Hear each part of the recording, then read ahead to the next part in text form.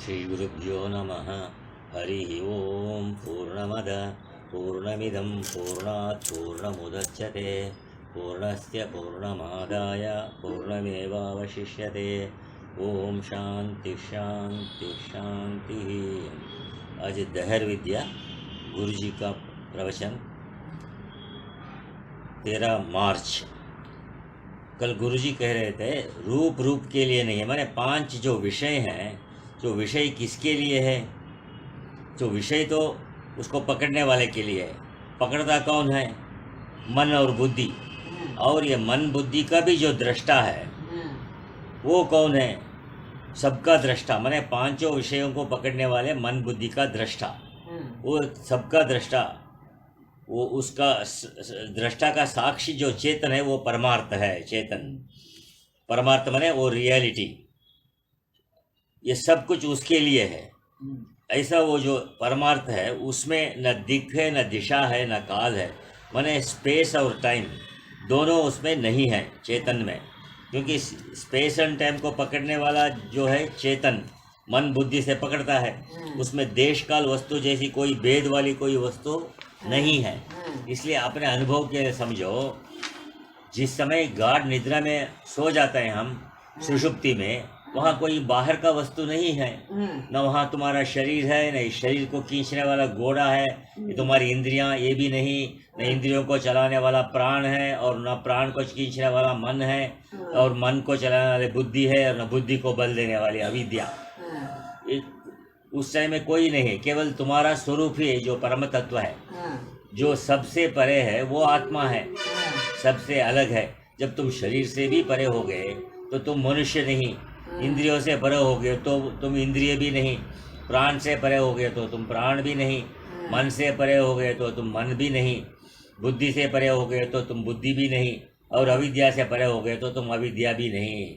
यहाँ प्राण से परे हो जाना, प्राण से अलग हो जाना, इसका मतलब ये नहीं कि तुम तो जिंदा रहते हो उस टाइम में, लेकिन तुम मैं जिंदा रहूं इसका कोई तुम्हारे मन में इच्छा नहीं होती है। सुषुप्ति में वो जिंदा रहूं इसका इच्छा ही प्राण का अस्तित्व है, और प्राण भी नहीं तुम वो टाइम में, क्योंकि प्राण का भी इच्छा नहीं करते हो तुम। इसलिए अप्राण हमन शुभ्र अक्षरात् परतः परः, माने परत अक्षरात्, सबसे अलग अक्षर जो है उससे परः। इसी को कहा ना अक्षरात् परः, माने क्षर पुरुष अक्षर पुरुष, तो अक्षर पुरुष से भी परा, उससे भी श्रेष्ठ, उससे भी सूक्ष्म जो तत्व है वो अप्राण ही अमना शुभ्र है। तो सौम्य आप तो अप्राण हैं, आप प्राण नहीं हैं। जहाँ प्राण होगा वहाँ जीव भाव होगा। आप मन भी नहीं हो, अमना है, शुभ्र है। मन क्या है? मन जीव का प्रकाशक है। मन जीव भाव को स्पष्ट करने वाला है मन। आप शुभ्र हो, शुभ्र माने निर्मल, शुद्ध स्वच्छ, तुम निर्मल हो। माने अक्षरात् परतः परा, अक्षर शब्द का अर्थ है न क्षरति इति अक्षरः, जिसका क्षय न हो वो अक्षर है, नाश ना हो, तुम अक्षर से भी परे हो। नाश किसका नहीं होता? ये जो अविद्या भगवती है अनादि है, अनंत काल से ये जीव के साथ साथ चली आ रही है। इसलिए इस अविद्या को अक्षर शब्द से भी कहते हैं। गीता के 15वें अध्याय में कहा है द्वाविमौ पुरुषो लोके क्षरश्च अक्षर एव च। इस लोक में 2 पुरुष हैं, ये 5 भूत है ना, इनको अक्षर पुरुष कहा। देखो ये जो पुष्प है ये अपने आप में पूर्ण है, क्षर और अक्षर, इसे की लालिमा पूर्ण है, इसकी लालिमा, इसका विकास भी पूर्ण है, माने पूर्ण तरफ से उसका ये हुआ है ब्लॉसम। जितना गंध इसमें चाहिए उतना गंध भी है। पुष्प कितना सुंदर है, इसका जो रूप रस गंध चाहिए वो सब पूर्ण है। इसलिए पूर्णात् पुरुषः, क्योंकि जड़ पदार्थ को भी पुरुष कहा, इसलिए इसको पुरुष कहा। 5 भूत अपने स्वरूप में पूर्ण है। पृथ्वी जैसी होनी चाहिए वैसी है। आजकल बड़े बड़े वैज्ञानिक हैं, किसी ने इसमें दोष निकाला कि पृथ्वी ऐसी ना होकर ऐसी होनी चाहिए, ऐसी होती तो अच्छा था, ऐसा पानी ऐसा ना होकर ऐसा होता तो अच्छा होता, अग्नि ऐसा ना होकर ऐसी होती तो अच्छा होता, वायु भी ऐसा ही कहने लगे। तो ईश्वर की सृष्टि में किसी की हिम्मत नहीं जो इसमें दोष निकाल सके। बड़े बड़े विद्वान है, वैज्ञानिक है, किसी ने दोष निकाला? अपने शरीर को ही देखो, किसी ने कहा कि इतना लंबा होता तो अच्छा था, 12 फुट का होता तो अच्छा था, ऐसे किसी ने कहा? दूर की चीजें ले लेता ऐसा। ईश्वर ने छोटा शरीर बनाकर गलती की, ऐसा कोई ने शिकायत नहीं किया। जरा सोचो, इतना बड़ा होता तो इतना बेडरूम कहाँ से आता। बुढ़ा बुढ़ी कहते हैं जरा पकड़ कर उठाओ, अरे जवान को भी उठाना पड़ेगा। 5-6 फुट लंबा ही ठीक है। ईश्वर की सृष्टि में जो जैसा है वैसा ही ठीक है। तो ईश्वर महान है, उसकी सृष्टि में किसी ने आज तक गलती नहीं निकाली। इसलिए सच्चिदानंद स्वरूप जो आत्मा है ये अक्षर प्रकृति है। अक्षर प्रकृति माया है। इस माया की निवृत्ति तब तक नहीं होगी जब तक तत्वबोध नहीं होगा, ब्रह्म का बोध नहीं होगा। उस ब्रह्म के ज्ञान के लिए ब्रह्म विद्या है, ये दहर विद्या है। इस दहर विद्या की उपासना करने वाला मुमुक्षु मूर्धन्य नाड़ी के द्वारा ऊर्ध्वगामी होकर जाता है। श्रुति यहाँ इस शरीर को ब्रह्मपुर कह रही है।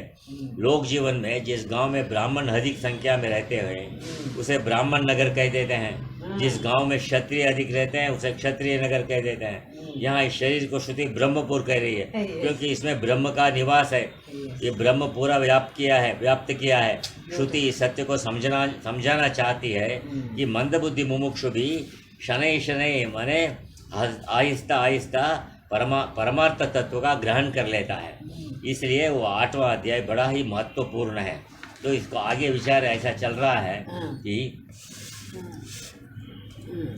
जिसको अनुभव हो गया कि ब्रह्मैव अहम अस्मि, मैं ब्रह्म हूँ, ऐसा जो ब्रह्म वेता है उसका किसी लोक में आना जाना नहीं होता। मैंने उसका पुनः शरीर उसको नहीं पकड़ता, ये किसी लोक में नहीं जाएगा। न तस्य प्राणाः उत्क्रामन्ति, उसके प्राणों का उत्क्रमण नहीं होता।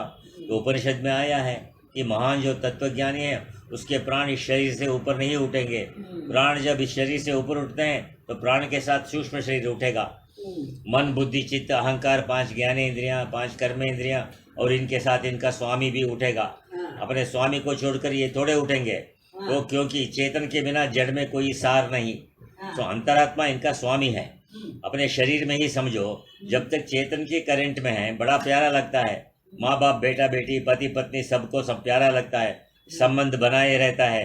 किंतु जहाँ चेतन आत्मा ने इसको छोड़ा तो कोई इसकी ओर मुंह करके भी रोता नहीं। मुर्दे की शक्ल बड़ी भयंकर होती है, किंतु जहाँ चेतन आत्मा बैठा है वहाँ बड़े प्यार से बोलेगा।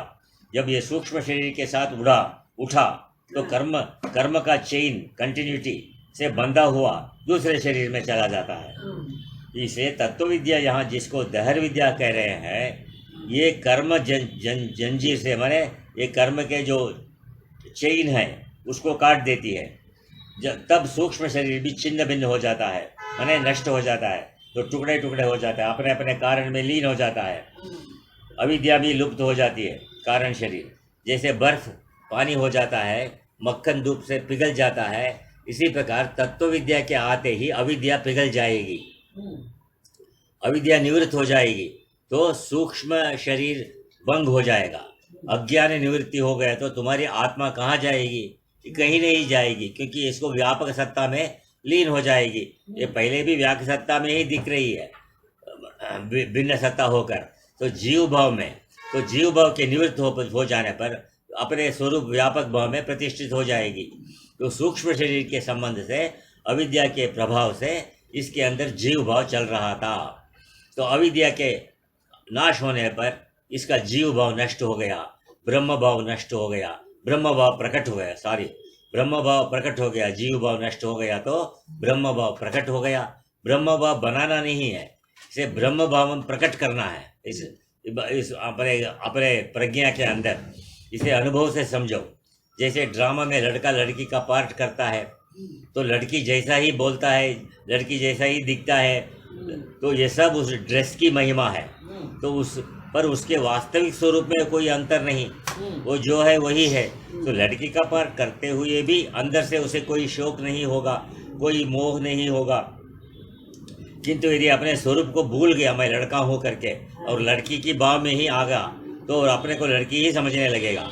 तो देखने वाले भी कहते हैं ये लड़की कितनी सुंदर है, तो लड़की समझने पर भी है तो वो लड़का ही। ये सब ड्रेस का प्रभाव है। इसी प्रकार इस शरीर के प्रभाव से मैं पुरुष हूँ, मैं स्त्री हूँ, ये स्थूल शरीर का प्रभाव है। सूक्ष्म और कारण शरीर के प्रभाव से मैं जीव हूँ, ये भाव है। स्थूल शरीर तो परमात्मा ने रखा है, वही हटा सकता है प्रारब्ध के अनुसार। मृत्यु देवता ही इसे हटाएगा, स्थूल शरीर को, और कोई नहीं हटा सकता। सूक्ष्म शरीर और कारण शरीर के अहंकार को ब्रह्म विद्या नष्ट कर देगी।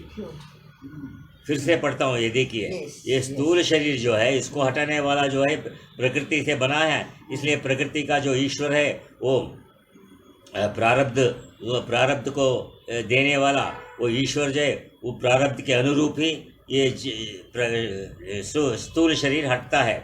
लेकिन सूक्ष्म शरीर जो है वो परमात्मा ने रखा है, यही हटा सकता है। परमात्मा माने ये मृत्यु, सॉरी, यहाँ प्रकृति का स्वामी। हाँ नहीं, ये स्थूल शरीर को बात कर रहे हैं गुरु जी। स्थूल शरीर को मृत्यु देवता ही हटाएगा और कोई नहीं। सो सूक्ष्म और कारण शरीर के अहंकार को ब्रह्म विद्या नष्ट कर देगी, क्योंकि अविद्या से उत्पन्न हुआ ये स्थूल शरीर नहीं पढ़ा रहे, सूक्ष्म शरीर भी भले ही पढ़ा रहे, पर जब ब्रह्म विद्या के द्वारा निश्चय दृढ़ हो गया कि मैं ब्रह्म हूँ, तो तीनों शरीरों के रहने पर भी इनका प्रभाव समाप्त हो जाएगा। इसी को जीवन ने वो मुक्तो भवति ऐसा कहा है। तो ज्ञान होते ही न तो स्थूल शरीर मरेगा, न सूक्ष्म शरीर मरेगा, और न कारण शरीर, किंतु इन तीनों शरीरों का प्रभाव समाप्त हो जाएगा। माने इनका असर जो तुम्हारे ऊपर है, शोक मोह आदि, मैं संसारित्व आदि, जैसे लड़की की ड्रेस में रहते हुए भी निश्चय ठीक रहने पर लड़का ही रहता है, ड्रेस के पड़े रहने से क्या फर्क पड़ता है, निश्चय ठीक रहना चाहिए। इसलिए तत्व साक्षात्कार तो शरीर में ही होगा, जीवित काल में ही होगा।